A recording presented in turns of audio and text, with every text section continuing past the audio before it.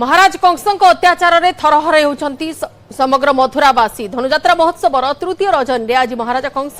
दिग्विजय जीवा बेले प्रथमे देवदेव महादेव दर्शन कर पूजार्चना करेंगे यापर बाहर मथुरा परिभ्रमण में दिग्विजय फेरी राज दरबार को आसवा पर भौणी देवकी गर्भर अष्टम संतान खबर विलंबरे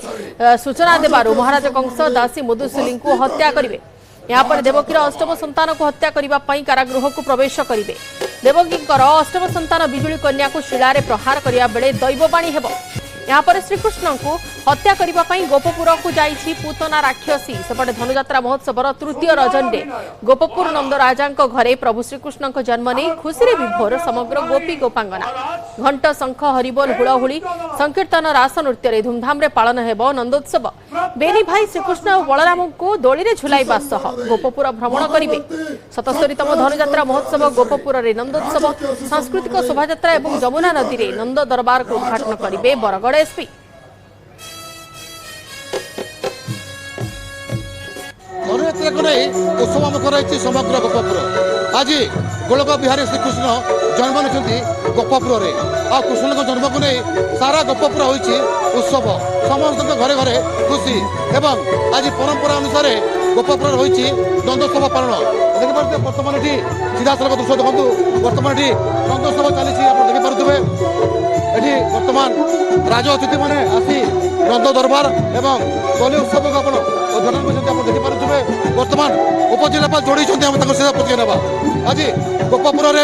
नंदोत्सव पालन होती राज दरबार उद्घाटन हम केमी कौन कहे निहाती भाव में आज समग्र गोपपुर कृष्ण भावना कृष्ण कृष्ण कृष्ण समस्ते देखते जनमानस पूरा एकदम समस्ते मजी जाइए से कृष्ण भावना रे आउ किसी समय पर एଠିकार मंच उद्घाटन कर समस्ते देखिपे आप केते लोक सामिल होते सतस्तम धनुयात्रा गोपपुर पूरा सजाई कौन कहे निहाती भाव में एथर प्रशासनिक स्तर में समस्त तत्परता तत्सहित ग्रामवासी मैंने समस्त मिलित सहयोग एଠିकार आज जो गोपपुर देखुंत अंबापाली गोपपुर में परिणत होती जमुना नदी पूरा एकदम सज्जित निहाती भाव में समस्ते आसतु यार उपभोग करूँ आज गोपपुर उत्सव मुखर रही घरे घरे भव्य पूजा कराई तबे केमी लगे गोपपुर कौन कहे बहुत सुंदर गोपपुर समस्त भक्त एवं गोपी गोपांगण गोपबालक मैंने समस्त रुंड होती सुंदर दोली झुला परिवेशन होती ठाकुर भक्ति में समस्ते लीन हो जाती धनुयात्रा उत्सव बहुत सुंदर भाव में पालित होती समस्त भक्त मान जिते दुख जिते कष्ट पड़े समस्ते से दुख को एड़े दे ठाकुर दोली झुला को उपभोग कर ठाकुर भक्ति में समस्ते लीन हो जाती देखिपे बर्तमान ये नंदोत्सव चली देखिपे प्रतिक्रिया आज गोपपुर उत्सव मुखर रही प्रभु श्रीकृष्ण जन्म नहीं कौन कहे आज गोपपुर बहुत आनंद कारण केते काल आज नंदराजा घरे कृष्ण जन्म नहीं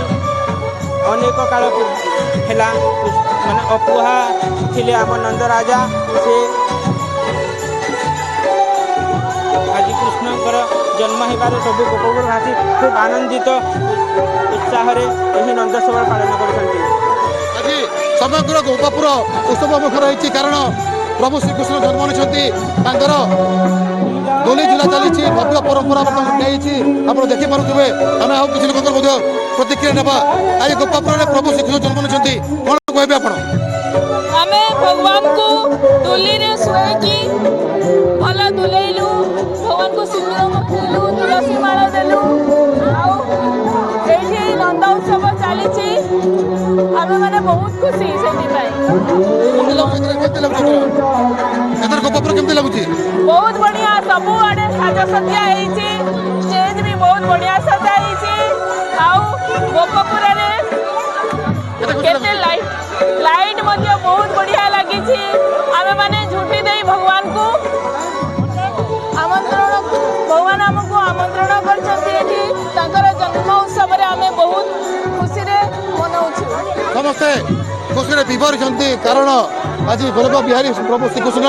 ये जन्म आम धनुयात्रा कमिटी संपादन प्रतिज्ञा ना आज गोपपुर उत्सव मुखर रही प्रभु श्रीकृष्ण जन्म नहीं कौन कहे श्रीकृष्ण जन्म पर गोपपुर नंदोत्सव पालित होमग्र ଗୋପପୁର ବର୍ତ୍ତମାନ ଆନନ୍ଦ ଉଲ୍ଲସିତ ଭାବରେ ସେମାନେ ତାଙ୍କର ନନ୍ଦୋତ୍ସବ ପାଳନ କରୁଛନ୍ତି। ଏକ ଶୋଭାଯାତ୍ରା ବାହାରିଛି। ଶୋଭାଯାତ୍ରାରେ ହଜାର ହଜାର ସଂଖ୍ୟାରେ ଆମର ଦର୍ଶକ ଏବଂ ଆମର ସବୁ ଶ୍ରଦ୍ଧାଳୁ ସେମାନେ ବର୍ତ୍ତମାନ ନନ୍ଦ ଦରବାରକୁ ଯିବେ ଏବଂ ନନ୍ଦ ଦରବାରରେ ପହଞ୍ଚିଲା ପରେ ନନ୍ଦ ଦରବାର ଉଦ୍ଘାଟିତ ହେବ। ଓକେ, ଆପଣ କ'ଣ କହିବେ କେମିତି ପ୍ରସ୍ତୁତି କରାଯାଇଛି ଗୋପପୁରରେ ଏଥର 17ତମ ଧନୁଯାତ୍ରା କେମିତି ବ୍ୟବସ୍ଥା କରାଯାଇଛି? ଏଥର ଅନ୍ୟ ବର୍ଷ ଅପେକ୍ଷା ନିଶ୍ଚୟ ଭାବେ ଆକର୍ଷଣୀୟ ହେବା। ଆଉ ଆମେ ସବୁ ଆଗରୁ ପ୍ରସ୍ତୁତ କରିଛୁ ଆଉ ନିଶ୍ଚିତ ଭାବେ ଭଲ ଭାଷା। ହଁ, ଆପଣ ଦେଖିପାରୁଥିବେ ବର୍ତ୍ତମାନ ନନ୍ଦ ରାଜା ନନ୍ଦ ରାଣୀ ତାଙ୍କର ପ୍ରଭୁ ଶ୍ରୀକୃଷ୍ଣଙ୍କୁ ନେଇ ଏବେ ରାଜ ଦରବାର ଅଭିଯାନ ଆମେ ସେଥିରେ ପ୍ରତିଜ୍ଞା ନେବା। ଆଜି ପ୍ରଭୁ ଜନ୍ମଦିନ କ'ଣ କହିବେ? आज बहुत आनंद उल्लासर दिन है। बहुत खुशी लगुचे आमर घरे बहुत वर्ष तपस्या कला परे शिशुपुत्र जन्म होइछे। बहुत खुशी लगुचे आमर गोपपुर रे आनंद उत्साह रे लहरी खेली जाइछे। ओके, आज आपण କ'ଣ କହିବେ? ନନ୍ଦର ସବୁ କ'ଣ କହିବେ?